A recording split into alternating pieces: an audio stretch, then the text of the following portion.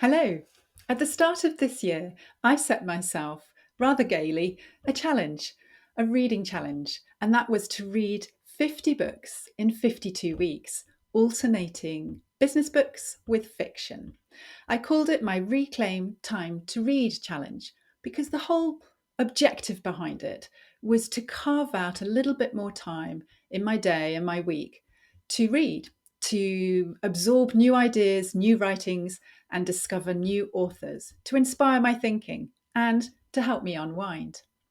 Amazingly, as we edge towards the end of the year, I have actually achieved it. I have read 50 books. I've actually read a couple more. I've read a couple of other authors' books for my podcast, but I'm feeling really chuffed and I have loved so many of the books I've read. And I thought I would pick out the top 5 business books that I've enjoyed this year to share with you and perhaps to inspire your own reading next year. So here's my top 5. First up is Range: How Generalists Triumph in a Specialized World by David Epstein. And he describes how dancing across disciplines and pursuing a broad range of interests helps us to think, learn, innovate, and problem solve better. And he makes a great point that as ambiguity and uncertainty increases in our world, actually, rather than being a deep expert, breadth becomes increasingly important.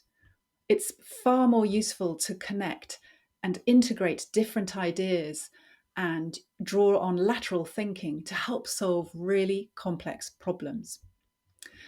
Second up is The Lonely Century: A Call to Reconnect by Nerina Hertz. Why did I love this book so much? Well, her central message really resonated with me, and it was this: we need to rush less and stop and talk more, even when we're feeling overloaded and busy. And Nerina defines loneliness not just as an internal state, but also a societal, economic, and political one that is exacting a really high toll on us in many different ways. She says that in order not to feel lonely, we need to give as well as take.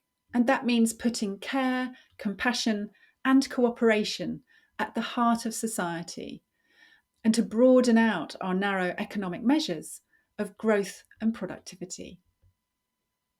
My third book that I would recommend out of my top 5 is The Authority Gap: Why Women Are Still Taken Less Seriously Than Men and What We Can Do About It by Marianne Sieghart. And this book is meticulously researched and it gives an eye-opening look at the reasons why we are all, men and women, biased against female authority. And typically why, as Marianne says, men are usually assumed to be competent unless proven otherwise, but women are assumed to be incompetent unless proven otherwise. And if you're feeling a little bit skeptical listening to this, then she shares some fascinating evidence from across a whole range of fields and industries, including a particularly interesting section on who reads, writes, reviews, and publishes books. And I loved her final chapter, where she shares lists of very practical things that we can do to redress the authority balance. Things we can do as individuals, as parents, as colleagues and partners, employers and teachers, media commentators, if we're in government or positions of authority ourselves, and just generally across society. My fourth book is pretty well known, and you may have read it, and it's called Grit: Why Passion and Persistence Are the Secrets to Success by Angela Duckworth. And in it, Angela explains really persuasively why we should stop being so obsessed about short-term winning and focus instead on how we think, feel, and act when the going gets tough. And she describes how grit is basically a mindset and a skill around long-term learning and growth, explaining how a growth mindset and grit really go hand in hand. And I especially loved her suggestion that we should be more like toddlers and relieve ourselves of the judgment that gets in the way of enjoying the challenge. It's brilliant.